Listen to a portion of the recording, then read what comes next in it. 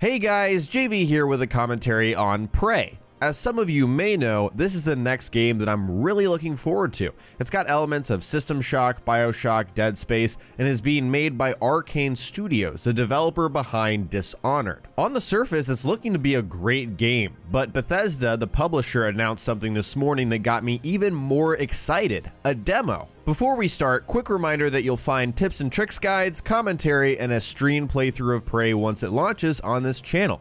I plan to begin uploading pre-release content on Prey as soon as later this week, so if that's something that interests you, be sure to subscribe.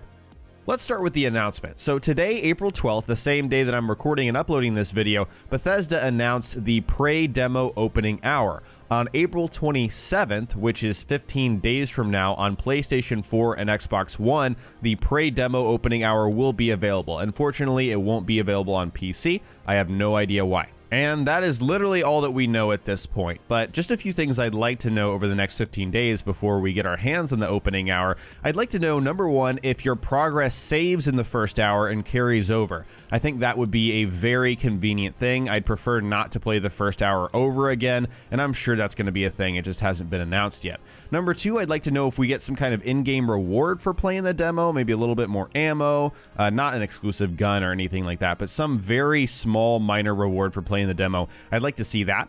Number three, I'd like to know if it's a story cutoff or a timed demo. There is a reference to it being the first hour of the experience and all of that in the press release, but we don't know exactly if it's if you hit a certain point in the story or if it's literally a 1 hour demo similar to what we've seen in EA Access, for example. Personally, I would prefer the story cutoff because I don't like when games just boot you out, you know, on a strict timed demo. Maybe you're not able to pay attention for the full hour, whatever it may be. So I'd like to see the former rather than the latter. And then number four, I'd like to know if the first hour section is super linear or if there is some opportunity to explore. I guess that ties into number three with it being a timed demo. If it is a timed demo, then obviously we're going to be rushing to get to the end. I think that makes sense. But if it's a story cutoff and there's a little bit of opportunity to explore, I think that would be awesome. You know, some way to stretch this hour longer than just 1 hour would be great. Again, I am recording and talking about this on the day it was announced. We don't have all this information. So if it is revealed later and you're watching this at a later time, check the comments below, because if things do get updated on these questions that I'm asking, I will certainly update my thoughts in the comment section below. So that was the announcement, all of the obvious stuff. Now let's talk about Bethesda. And as you can tell from the title in this video, I think this was a very good move, and I kind of want to explain why. So as you guys know, I've got a history with Bethesda with Fallout 4. Fallout 4 was, before Mass Effect, my most successful thing running on the channel. I think you can clearly tell that Fallout 4 is still the most successful thing. Mass Effect may catch up, but we'll see about that. So I've got history with Bethesda, and I was critical of Bethesda late last year along with other games media when they publicly announced that they wouldn't be doing review copies for their games anymore. And I kind of looked at that from an at worst, at best scenario, because of course we don't know the true intentions behind Bethesda, but at worst, I saw it as a way for them to protect themselves from bad PR, to control the message and encourage pre-orders without an unbiased viewpoint butting in and saying, oh, I really don't like this game, you know, I'm part of the media, whatever it may be, but also the danger of a domino effect with other less trustworthy devs and publishers following in suit. Not that Bethesda themselves were untrustworthy, but that other people might be influenced and say, you know what, if they're doing it, we're going to do it too, and we're going to take advantage of customers. Once again, these ideas were coming from a consumer advocacy standpoint and perspective, and other personalities like Jim Sterling, Total Biscuit, I totally agreed with their ideas and kind of shared my own as well. While a lot of consumers at the time actually played devil's advocate. I don't know if people remember, but a lot of people were defending Bethesda and saying it's totally their right. You know, we don't even use reviews anymore to make purchase decisions. You guys aren't nearly as important as you're claiming to be. And obviously, people with this opinion that Bethesda shouldn't have done that have a vested interest, right? I have a vested interest because if I have a review copy, I've got exclusive content. I've got it before launch and I can share it with you guys, and on and on and on. So that was kind of the devil's advocate standpoint, and I totally understand if some people don't use reviews to make purchase decisions, but I feel like there was a bit of a circle jerk around that idea, and more so directed at the traditional games media, the IGNs of the world, that only have positive things to say about a game unless it's super popular that a game, you know, is not working as it should. Like, for example, with Andromeda. Man, IGN, Polygon, they're all over that stuff because it's popular to hate on it, right? If it weren't popular to hate on it, they wouldn't be talking about it. kind of got off on a tangent there, but that is at worst how I saw, this Bethesda decision late last year.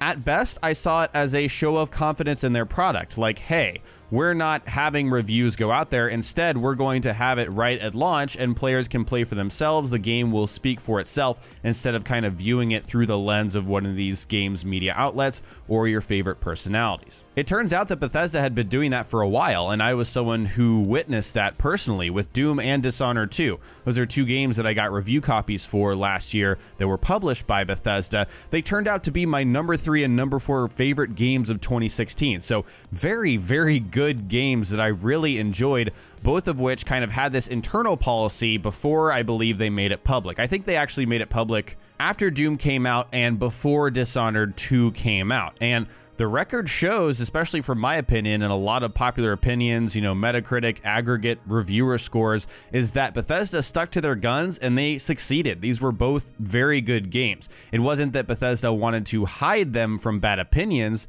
or as far as we could tell from the outside, it's that they were confident in their product and didn't think that they needed to send out review copies and really risk someone, making some hit piece, some hype piece about how Doom is not as good as it used to be, or Dishonored 2 doesn't live up to the hype or anything like that that might hurt their sales. So I just wanted to recap what happened last year. Now we have in 2017, April 12th of 2017, this is the next step of Bethesda. And if they continue this trend, I'm very excited. They are putting out a 1-hour free demo of Prey before the game comes out, before launch. This is much different than putting out a demo after launch, a completely different mindset. This is 8 days before Prey comes out, and anyone who wants to try the game can play the first hour. It is a true demo. For the sake of this video, let's play at worst, at best like we did before. So at worst, the biggest critics will argue that the game Prey is front-loaded. The first hour is going to be the best part, and the rest of it could just be terrible because they're trying to push the first hour, they're not allowing reviewers to have review copies, and on and on and on. And this is something that critics have argued and will argue, I'm sure, with this announcement, but personally I've never consciously noticed that in any game that I play. I don't find that a lot of games are front-loaded. I really do appreciate the evolution of a game over time. The front part may have some, exciting, interesting stuff going on, but there's always an evolution of a story. You need to have the front part of your game be very compelling in order for people to keep playing. On the flip side, at best, this is another vote of confidence on the part of Bethesda for this game. Instead of relying on games media and personalities like myself, Bethesda is saying, you know what, everyone, consumers, people that are actually going to be playing the game, the majority of people that are going to be talking about it, play the first hour for yourselves before the game comes out and make an informed decision. During the 8 days before launch, we're not going to be hearing about, people that have exclusive review copies, things are going to be leaked about the first hour, whatever it may be. People are going to be playing it for themselves and making their own decisions on whether or not they want to continue the game. It puts a lot of pressure on Bethesda and Arkane to make sure that that first hour is something that is compelling enough to warrant a purchase, a $60 purchase by somebody who is playing it for themselves. I personally think this sets a great precedent for the future. Now, not all publishers and developers follow each other on all things like this. I don't think a lot of publishers actually did end up following Bethesda in their no review copy policy because, publishers like EA didn't. I got a review copy of Andromeda 11 days before launch. But again, I wouldn't be surprised if this was another success for Bethesda and Arkane Studios and people did copy this, because if you have a game, if your game can speak for itself on its own before launch and move copies, that's a powerful thing. These people aren't going to need to rely on games media or personalities like me in order to sell their games. I think it's an interesting thing to look out for over the next few years if, again, this is a success. Like I've mentioned over and over, it would be in my own self-interest to have everything stay the way it has been. There's a level of exclusivity to review copies and pre-release content that draws in lots of viewership. Trust me, I don't think Andromeda would have blown up to the extent that it has on my channel had I not had it 11 days early and streamed it at the very earliest time that I could. I totally did that. I totally uploaded videos from the first 10 hours of the game like I was allowed to before the embargo, and that really did boost my channel. Even though I am a part of this, industry here with YouTube and whatever, talking about video games, I know that the most informed opinion that any individual can have is one that you make yourself. It's self-informed. Put the game in the hands of consumers and let them decide. I think this is an awesome decision, and I hope that a lot of other companies follow suit. Give me a 1-hour demo of a game a week before launch. Let me play it for myself. Let me make my own decision. Maybe after playing that hour, I can go around online and see what other people think about it. This creates more informed people talking about the game too. If everyone has a baseline, a first hour that they've played, and they can share their opinion, we have a lot less people complaining about games that they've never even played. They're just regurgitating the opinions of their favorite YouTube personalities or traditional games media outlets. I think this raises the bar for knowing what the hell you're talking about. If you're having a discussion with someone that's making false claims, you can say, you know what, I played the free demo, you don't know what the hell you're talking about. And so it can foster, I think, a more healthy conversation. That doesn't sound like a healthy conversation, but you get what I mean. We can all play it, and we can all talk about it, and we can all know what we're talking about.